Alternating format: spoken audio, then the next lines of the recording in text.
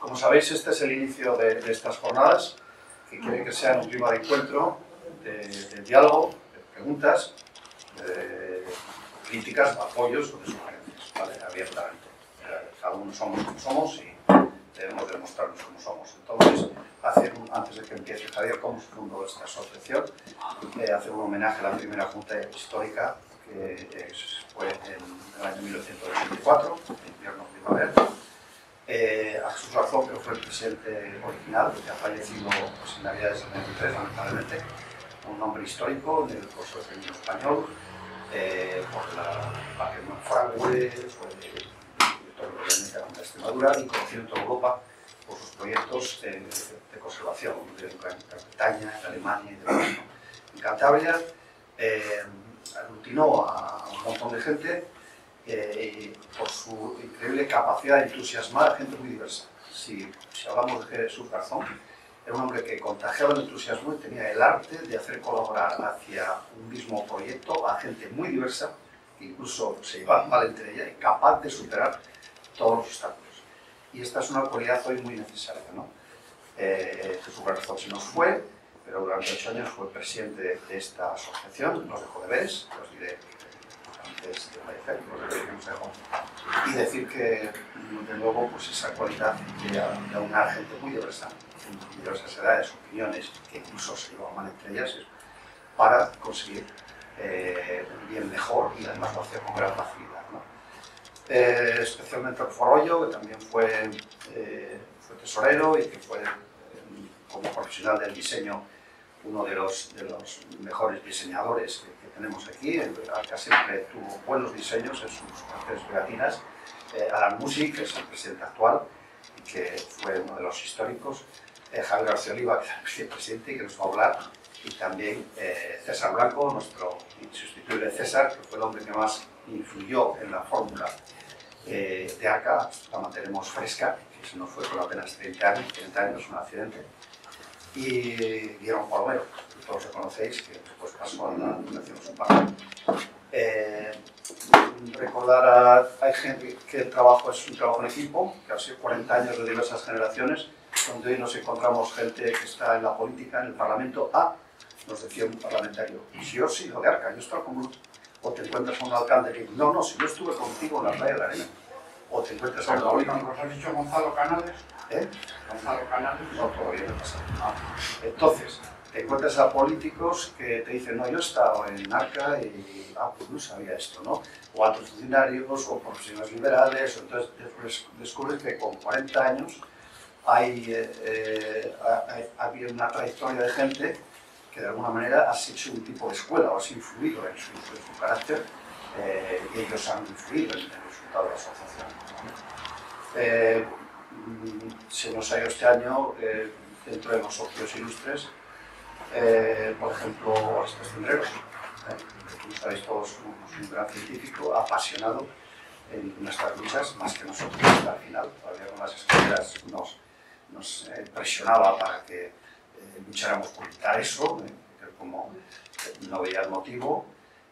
Isabel Tejerina, que por ejemplo nos dio un ejemplo de cómo influir cómo ir a los barrios, a las redes vecinales y aprender de ellos. Tuvimos que aprender de los colectivos vecinales, cómo desarrollar campañas en el Parque de Hambre, no solamente, sino también las llamas. Bueno, hay otra gente que también ha colaborado y que se nos ha ido. Lamentablemente 40 años da para eso, ¿no? Para que la gente vaya. Todo esto está aquí, porque todo esto es una acumulación. Somos hijos vuestros y nuestros, ¿no? Y, como decía Enrique, especialmente también recordar un presidente que sufrió los rigores del acoso por parte del sector inmobiliario y del sector muy duros, que fue Gonzalo Canales, al cual el trabajo que hizo a nivel jurídico, pues no solo Arca, toda Cantabria tenía que estar agradecido, ¿sí? Porque cambió drásticamente. Las bases estaban echadas, pero el asunto desarrollado, ¿vale? Y sin más, pues va a empezar Javier a explicarnos cómo surgió este grupo. Bueno,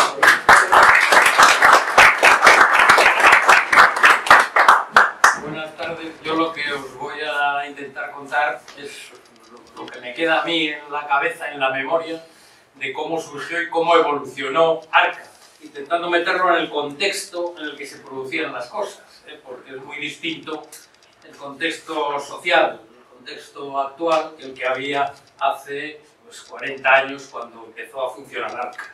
Entonces me gustaría sí ligar ambas cosas, porque todo tiene que evolucionar, y Arca tiene que evolucionar y ha evolucionado, de hecho, tendrá que seguir evolucionando y quiere seguir existiendo. Arca nace en 1984, a principios de los años 80. ¿Y cuál era el panorama allí? Veníamos de la década de los 70, o sea, la dictadura había terminado hace nada, las instituciones seguían la dinámica de la dictadura, el tema del conservacionismo y el ecologismo no existía, la palabra no se había inventado todavía, ecologismo en el año 80. ¿Y qué había en España? ¿Qué se gestionaba del medio ambiente? ¿Qué se hacía en España? Pues no se hacía nada. Había 8 parques nacionales, que ahí sí se procuraba conservar, se procuraba gestionar un poco, y fuera lo demás pues era un coto de caza. No había nada. No había ninguna conciencia social tampoco de que había que conservar o que había que preservar, y por lo tanto cualquier cosa que molestara a un desarrollo industrial, un desarrollo de cualquier tipo, pues llevaba por delante y punto, ¿no?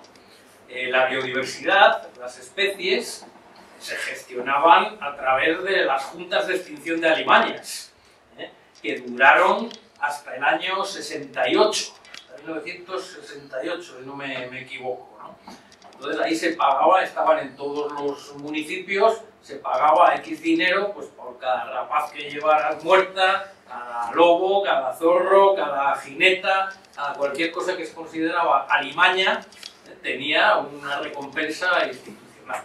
Eso funcionó hasta los años 70 prácticamente. Y ese era el ambiente que había.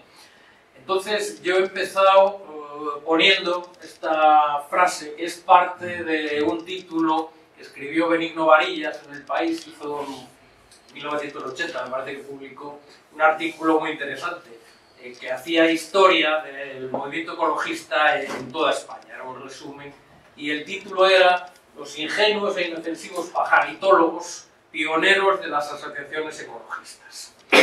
Realmente es lo que era.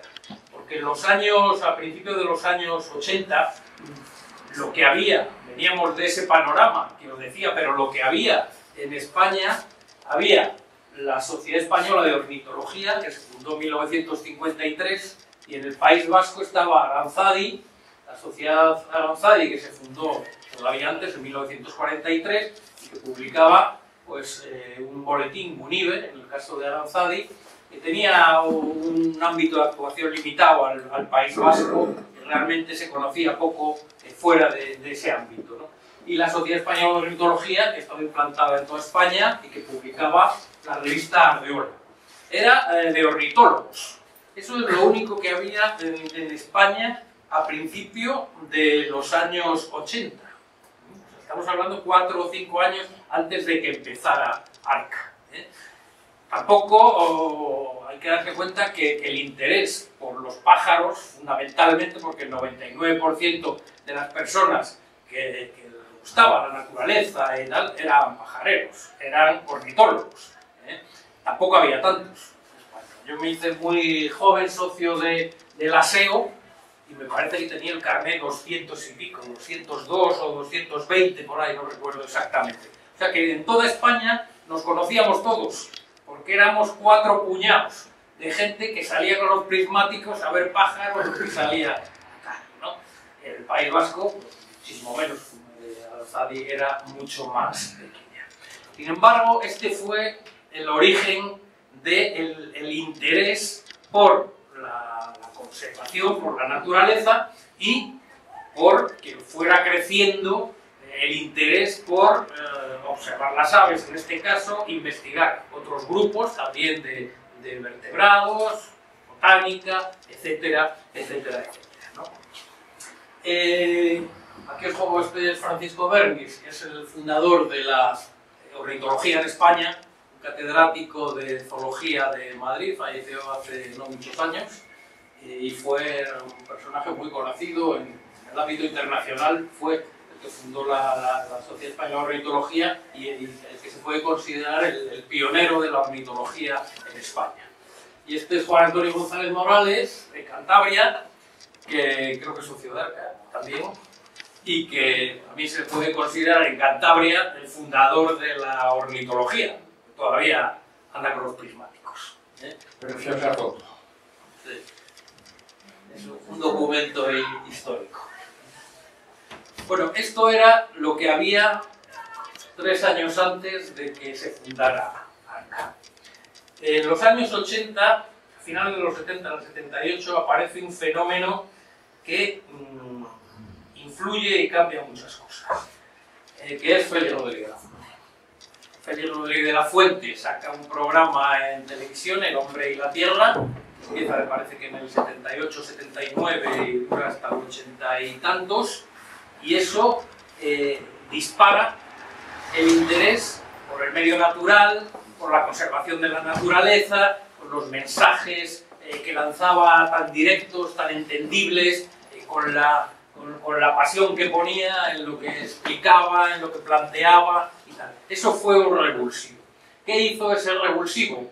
Pues incrementar o multiplicar por 100 los interesados en ver aves, en botánica, en otras cosas, fundamentalmente en aves, que siempre ha sido lo que más público tiene, ¿no? Y a raíz de esa explosión de interés a nivel nacional surgen una serie de grupos en los años 80. Algunos, todos estos que pongo aquí, todavía permanecen en la actualidad, ¿no? La Asociación para la Defensa de la Naturaleza de Extremadura, ADENEX, el Grupo Ornitológico Balear, la Asociación de Naturalistas del Sureste. Son asociaciones que nacen en ese momento, a principios de los años 80, al calor de esa reacción que produjo el hombre y la tierra.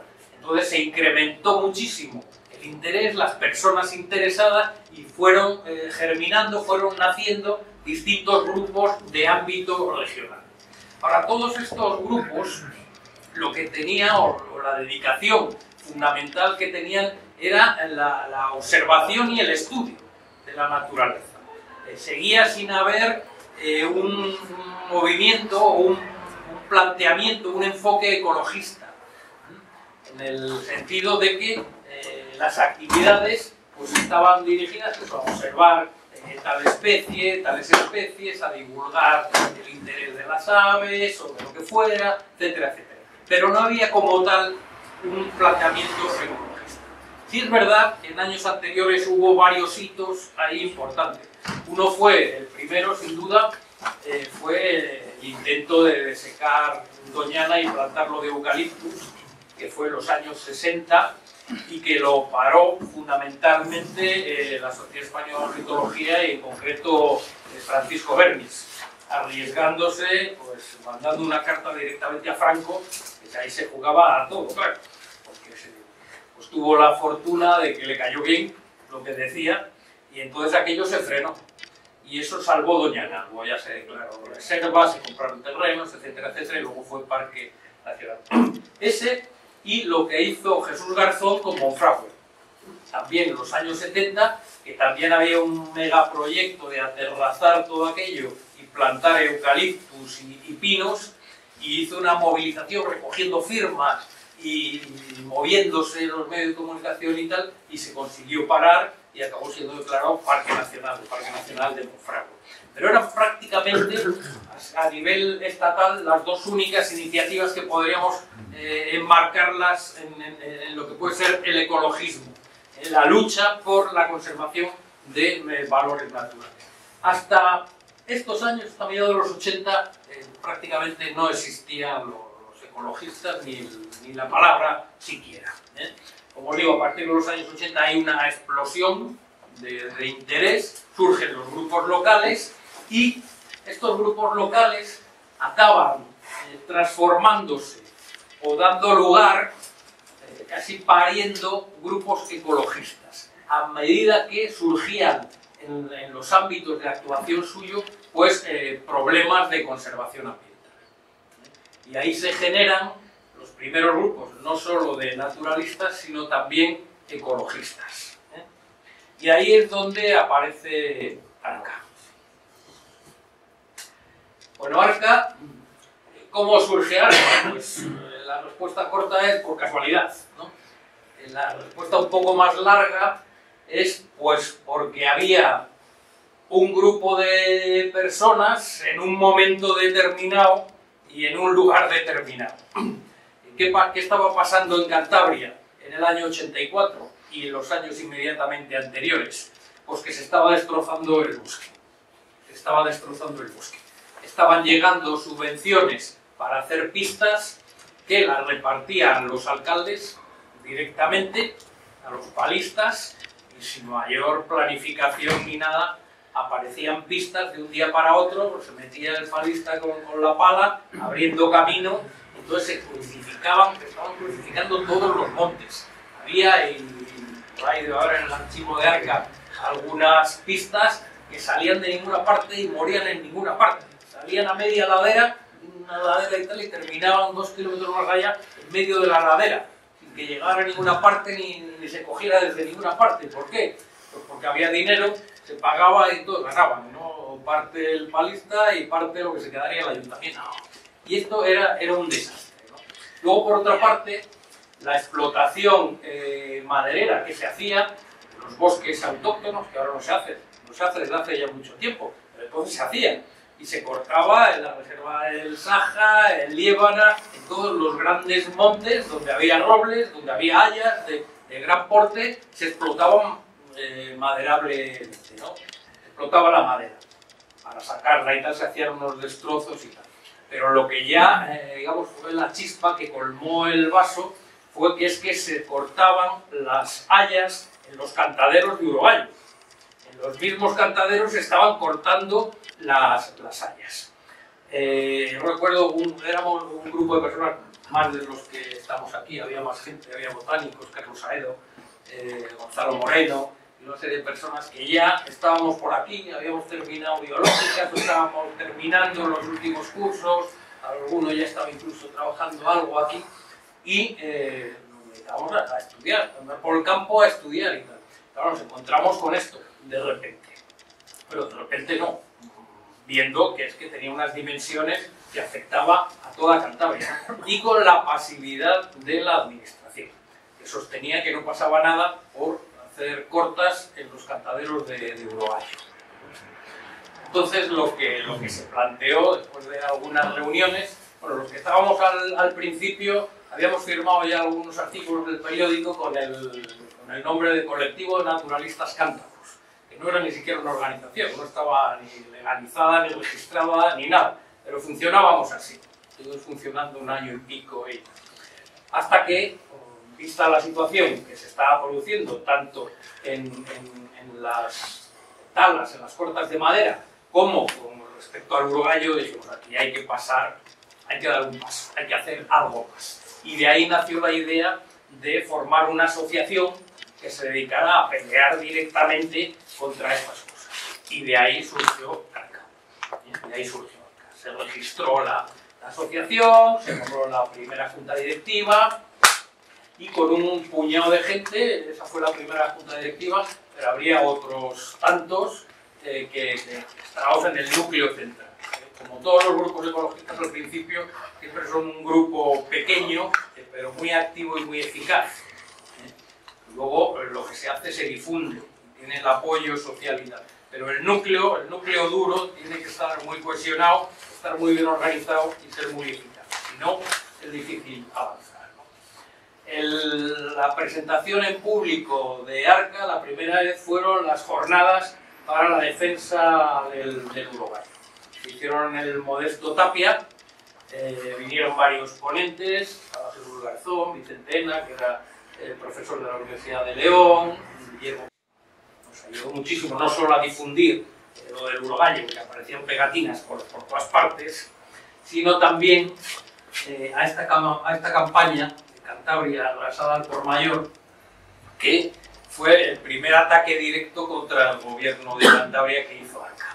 ¿Por qué? Porque ellos estaban, cuando vieron que las cosas se movían un poco, sacaron una campaña de promoción turística o de lavado de imagen que se llamaba Cantabria, la tierra tal como era. Y era un cartel así, como este de aquí. Entonces nosotros a la semana sacamos más carteles todavía con el mismo formato y poníamos lo mismo, Cantabria, la tierra tal como era y tal como la están dejando.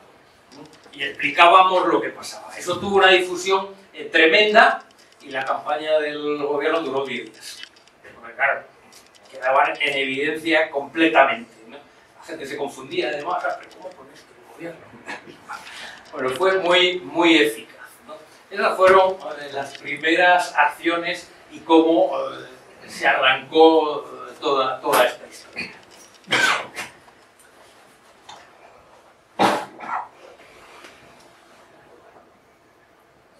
Además de las campañas, digamos, de confrontación, también hacíamos campañas amables, ¿eh? Por ejemplo, la de respeta a las aves insectívoras, de proteger las aves marinas, la de no poner un acebo esta Navidad, que se empezó a poner de moda, poner acebos en una época, en vez de pinos o arbolitos por ahí y tal, se empezaron a cortar acebos y a poner acebos, y aquello era una locura, ¿no? Entonces, esto se cortó, y la administración, no sé si a lo mejor por miedo y tal, se pasó de frenada. Lo declaró especie protegida en peligro de extinción, cuando es una especie invasora, ¿no? El acebo. Pero bueno, era peligroso lo que estaba pasando, porque es que se pone una cosa de moda y tal, ¿no? Para proteger los osos. Bueno, era una serie de campañas que las pagaba la propia administración, el propio gobierno de Cantabria o la Diputación Regional, entonces, ¿eh? Porque había que dar una de cal y otra de arena. Pero nosotros éramos ya un grupo ecologista, no éramos un grupo conservacionista, no éramos un grupo de naturalistas sin más, éramos un grupo ecologista. ¿En qué se diferencia un grupo ecologista de un grupo conservacionista o naturalista, como quieras llamarlo? Pues los ecologistas son molestos, dicen cosas que no le gusta a la administración, dicen cosas incómodas, plantean cuestiones incómodas.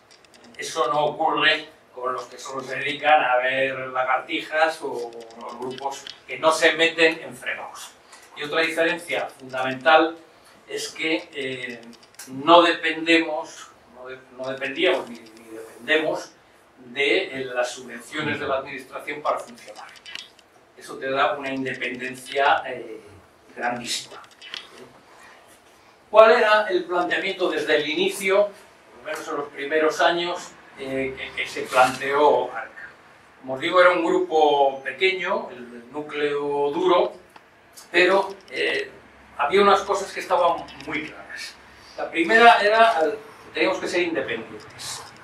Es decir, en Arca siempre ha habido, los socios y las personas que han participado, ha habido de todas las ideologías. Porque en Arca no se hablaba de política, no tiene que ver. Si te hacen una barra basada, lo mismo es un alcalde de un lado que de otro lado, por desgracia. Pero es así. Entonces, ideológicamente siempre ha sido amplio. Nunca ha habido discriminación o tendencia, nunca, jamás. Ha habido gente de derecha, de centro, de izquierda, gente que pasaba de todo. No era cuestión nuestra, nosotros íbamos a lo que teníamos al problema que había. Luego, por otra parte, la independencia en el sentido también económico. Si tú dependes de subvenciones de la administración o de cualquier otra parte, te acaban controlando. Porque esa dependencia les permite manejar, oye, que no te pases aquí, que tal, que no te he pagado todavía la subvención de este año. Entonces, eso desde el primer momento se descartó. Teníamos que ser absolutamente independientes. Esto tiene unas ventajas, eso la independencia, que te da libertad y te quita esas presiones por ahí, y tiene el inconveniente de que hay que buscar recursos económicos por otras partes, que es necesario, un mínimo. Ese es el inconveniente. Otra cuestión básica, o otra pata de la manera de actuar de Arca, es la estrategia. Arca siempre ha tenido una estrategia para hacer las cosas. No se han hecho las cosas porque surgían, pero a veces no te queda más remedio que ir detrás de los acontecimientos. Pero generalmente teníamos una estrategia. Y esa estrategia estaba basada en dos o tres cosas. La primera, la información. Nosotros cuando nos metíamos en un tema teníamos que ser los que más sabíamos de ese tema.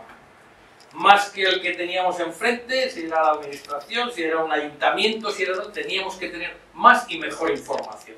La información la dominábamos. Número 2. Plantear alternativas. Si nos oponíamos a una cosa, planteábamos cómo se debía hacer. Así no, así sí. Siempre planteando alternativas. Y la tercera pata de esa estrategia era la eficacia. O sea, éramos poca gente, pero muy eficaces. Muy eficaces. Y ahí han jugado un papel fundamental durante distintos periodos, durante muchos años. Primero César Blanco, que era un gran organizador, Gonzalo Canales, José Ángel Herrera y una serie de personas que eran tremendamente organizados, eficaces con los recursos, con los planteamientos, con los mensajes que había que lanzar. Han jugado un papel fundamental. Pero esas tres patas, la independencia, la información y la eficacia, se han mantenido siempre. Eran la columna sobre la que se proyectaban luego las demás cuestiones. Bueno, en los años, a mediados de los 80, hay un punto de inflexión, que es el tema de Ollambres, ¿no? El intento de construir miles de viviendas encima de la duna, con lugares de ocio, etc. Hay una movilización, en la que estuvo Arca, y no solo Arca, una movilización social importantísima, que se prolongó durante varios años, y que al final se consiguió salvar, por lo menos en que no se construyera ni se hiciera lo que estaba previsto. Esto sirvió de germen también para que nacieran, como lo decía al principio, y cuando surgen problemas que tienen una extensión social, surgían los grupos ecologistas. Aquí surgió, a raíz de esto, por ejemplo, Ecologistas en Acción, y algún otro grupo, por ahí más local, y tal, a raíz de esto. Esto fue una victoria, se consiguió parar, costó muchísimo, hubo mucha gente implicada de muchos sectores sociales y tal, pero costó años, porque había implicaciones también de distintos partidos políticos en negociaciones que había aquí. Santoña, también pocos años después, o durante los mismos años, fue también parte de ese punto de inflexión que hubo aquí, ¿no? Era, por una parte, la presión que estaban planteando los ayuntamientos del entorno de la marisma para rellenar, se estaba rellenando terreno de marisma, pues para construir, porque tenían necesidades, porque querían hacer promociones, etcétera, etcétera. Y luego la gota que colmó el vaso fue la construcción de la carretera que se hizo ahí, que dio lugar a que Arca pasara directamente a la acción en los tribunales. Se consiguió parar, luego se legalizó en parte, al final con una serie de condicionantes, es la que se ha hecho. Y bueno, no se aisló la marisma como al principio, que partía la marisma y dejaba incomunicada una parte, que era como condenarlo porque no tenía influencia de la marea, como condenarlo a muerte toda esa zona, y ahora se mantiene por lo menos el sistema funcionando, pero fue también una batalla gorda. Y nos vamos, bueno, siguieron, hubo varias, no voy a hacer un recorrido por todas las secciones evidentemente, pero en Somo hubo también una importante batalla ahí contra los chalés que se hacían en primera línea, que se construyeron, que se acabaron construyendo y que el mar se ha encargado de quitarlos, porque ya están... Pero es lo que decíamos nosotros, que no se podía construir donde se estaba construyendo. Bueno, al final, en pocos años, la naturaleza nos ha dado la razón, ¿no? hubo también en la arena, en la playa de la Arena, en fin, hubo distintas acciones, distintas peleas y tal. Pero nos acercamos ya a los años 90, y en los años 90 el problema gordo fue la presión urbanística sobre el litoral. Había una presión enorme, enorme, de demanda de vivienda. La zona costera, la gente que está en la propiedad de la tierra está muy dividida. La gente tenía unas expectativas de vender un terreno rústico, un prado que había tenido toda la vida, como terreno urbano. Claro, eso generaba unas expectativas que eran tremendas. Entonces ahí hubo que cambiar de estrategia y se optó, eso fue un cambio muy decisivo en Arca, por la vía judicial. Eran tantas las cosas que había, tantos los proyectos de los ayuntamientos, las modificaciones puntuales o sustanciales del planeamiento, que no dabas abasto ni con movilizaciones ni con nada. Había que buscar otra manera de actuar. Y esa manera fue acudir a la justicia, a los tribunales. En estos años, también, esto fue en los años 90, luego hasta el 2000, esta fase aproximadamente, también a la administración se la pilló con el pie cambiado, porque no se esperaban eso, era tanta prisa por construir, había tantos proyectos, que era todo una chapuza, cómo se hacían las cosas. Entonces, con un buen equipo de abogados y una buena estructura, es que todos los proyectos que se presentaban estaban mal hechos. Tenían fallos de forma, fallos al presentarlo, no se habían sacado información pública, había tal, y se iban pillando uno tras otro, ¿no? Consecuencia de todo esto, la cascada de sentencias que vino después de demolición. ¿Por qué? Porque estaba mal hecho todo. Estaba mal hecho, que era tanta la prisa, el interés, las ansias por hacerlo, que al final se les pillaba pues por cosas, hombre, había cosas gordas. Por ejemplo, la última sentencia que ha salido hace una semana de anular la modificación del plan de ordenación de las marismas de Santoña, eso es del año 2012 o 2013, cuando se intentó hacer la burda maniobra de mover los límites del plan de ordenación del litoral para dejar fuera unas urbanizaciones que se habían hecho dentro de la marisma, pasando de que no se podían hacer porque estaba delimitado, ¿no? Entonces, ¿cuál fue la solución que se les ocurrió? Pues movemos los límites. Eso ha durado desde el 2013 hasta ahora, en tribunales, hasta que el Supremo ha dicho, mira, esto no se puede hacer, no se puede hacer. Y entonces, ha venido una sentencia que todas esas viviendas, pues habrá que demolerlas. Pero las viviendas, la demolición de viviendas, las sentencias contra lo que se estaba produciendo en el litoral dura aproximadamente hasta el año 2000-2001. Arca ya venía pidiendo, desde 10 años antes casi, la elaboración de un plan de ordenación del litoral, el POL, que pusiera orden en la franja costera. Se pedía la franja costera porque es donde había una presión edificatoria mayor, no porque no fuera necesario hacerlo en toda la región, pero la franja costera era urgente. Entonces Arca fue la que propuso por primera vez hacer un plan de ordenación del litoral. Eso no se había oído aquí hasta que lo propuso Arca, con reticencias, con intentos fallidos y tal.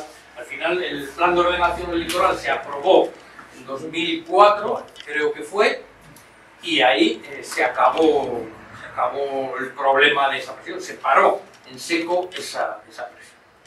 También con la aprobación de la ley del suelo de 2001, que sirvió para poner un poco de orden en el desmadre que había. Pero fundamentalmente el POL. El plan de ordenación del litoral, que fue un éxito, yo creo, sin precedentes, además un trabajo tremendo en el que estuvo implicada mucha gente, y la mejor gente de Cantabria, los mejores técnicos, geógrafos, etcétera, que recibió varios premios a nivel nacional. Se respetó 5 años en Cantabria, más o menos. Después, año tras año, a partir del 2006, a partir del 2010, 11, 12, se empezaron a meter modificaciones de tapadillo en la ley de acompañamiento de los presupuestos. Y y de tal manera que se ha ido modificando y suavizando hasta tal punto que el plan de ordenación del litoral ahora mismo pues está muy bien como adorno, exagerando un poco, pero está muy bien como adorno. Pero hay se han hecho suficientes modificaciones para que lo puedas modificar en cualquier momento y en cualquier lugar, prácticamente. O sea que el juguete nos duró 5 años, aproximadamente.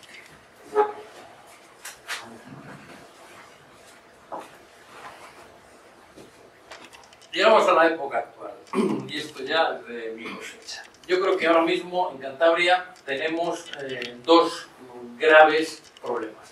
Más allá, por debajo de lo que es el calentamiento global, que es el cambio climático, que eso va a afectar de todas las maneras, pero salvando el cambio climático, tenemos un problema con el territorio. Tenemos un problema con el territorio porque no tenemos plan de ordenación territorial. El POL se ha devaluado, como os digo, hasta casi no ser una herramienta útil. No tenemos plan de ordenación territorial y entonces da lugar a pues, toda la conflictividad que se está generando, por ejemplo, con los parques eólicos y con otras cosas que vendrán. Como no está zonificado, no está evaluado dónde se puede poner, dónde no se puede poner, sino que, bueno, va a criterio ¿de quién? De la presión que se hace desde los ayuntamientos. Y si los ayuntamientos que presionan son amigos o son del otro. Y es así, porque no hay un criterio. No todo se somete a evaluación ambiental. Hombre, claro que se somete a evaluación ambiental, pero no a una evaluación ambiental integral de todo lo que se quiere hacer y el impacto que puede suponer eso. Eso no se ha hecho, no se hace y no se ha zonificado. Da lugar a la sentencia esta de la variante de Comillas, una carretera en la que se habían gastado ya 10 millones de euros y paralizada, y ya les va atrás a volver a poner las cosas otra vez como estaban antes. Eso es una pérdida de recursos. Dice, bueno, por lo menos se conservó lo que se quería, se pretendía. Sí, efectivamente, pero ha costado 10 millones de euros. Que se han tirado a la basura. ¿Por qué? Por el empecinamiento de hacer las cosas mal. Y no porque no estuvieran avisados. ¿Quién lo hizo? Y eso lo conozco, lo que pasó día a día. De estos 10 millones de euros. Claro, podemos, si nos ponemos a contar lo que pasa en lo que cuesta, todo lo que ha costado, toda la sentencia de derribo, pues en fin, no hay responsabilidades políticas, no hay responsabilidades de nadie. Bueno, pero el problema número uno, actualmente, lo que yo veo, la ordenación territorial de Cantabria. Y número dos, la conservación de la biodiversidad. Estamos, desde hace 2-3 años, en una regresión, en una vuelta hacia atrás, como yo jamás me imaginé que iba a volver a ver. Os he puesto aquí un cuadro, aquí arriba, que es la relación de animales muertos por la Junta de Extinción de Alimañas de Santander, Cantabria, entre 1944 y 1953. Los años, la primera columna, los lobos muertos. En el 53 mataron 39. Este año quieren matar 41. Sin contar los que matan luego los furtivos, los que se envenenan, los que se atropellan, los que aparecen por ahí y no encuentran a nadie. Este fueron 67, 50, 48, es decir, hemos vuelto a la gestión que había con la Junta de Extinción de Alimañas. Es que es tremendo, es tremendo. Y decir, bueno, el lobo sí tal, pero es que el lobo, bueno, el lobo no solo es el lobo, sino que con la gran victoria de su salida del Lespre, lo que se ha hecho es hacer saltar por los aires toda la arquitectura normativa que había en España para dotar de protección a las especies. Porque antes una especie estaba protegida o no estaba protegida según lo que dijera el comité científico que se reunía a tal efecto y que estaba formado por los especialistas que en ese momento trataban la especie de la que se trataba. Eso era, con una serie de pasos, informes y tal, lo que había que hacer. Eso es lo que se hizo cuando se metió al lobo ahí, porque la situación de conservación no es favorable de la población del lobo ibérico. Solo lo hay en España, el lobo ibérico, solo lo hay en España. No es favorable. Eso es lo que dictaminó el comité científico y por eso entró ahí. Pues ahora, con esta decisión, si el Congreso de los Diputados decide por mayoría que el lince, por ejemplo, hay que sacarlo de especies protegidas, se saca, se vota y se saca, saltándote todos los pasos, toda la normativa, todo lo que dicen las leyes de lo que debe ser una especie protegida. Podría ser perfectamente posible. Por cierto, que ahora mismo en España hay más linces que lobos. Hay más linces que lobos. Este es un gran problema. Y no solo por esto de lobos, sino porque se ha caído toda la arquitectura normativa para declarar una especie protegida en los distintos grados de protección que hay, ¿no? Sino es que estamos asistiendo a un retroceso que es tremendo. Empezábamos con la primera diapositiva, con la pegatina del urogallo. Señores, el urogallo se ha extinguido de Cantabria. El urogallo se ha extinguido de Cantabria. Lo que no se consiguió a principios de los 80 es un hecho actualmente. Si miráis en el periódico, que ahora sale menos, pero el salmón se está extinguiendo de Cantabria. Al salmón le quedan muy poquitos años en nuestros ríos, muy poquitos años. ¿Y qué se hace? Nada. Pescándolo, seguir pescando. No se hace nada. ¿Qué se hizo con el urogallo? Nada. No se hizo nada. Cero patatero. Y hay muchas otras especies. Las angulas. Las angulas se siguen pescando. Las angulas se van a extinguir en menos de una década, porque han caído en picado la población. Y en este caso la población mundial. Pero bueno, podíamos seguir así. La situación en la que están los espacios protegidos de Cantabria, los parques naturales.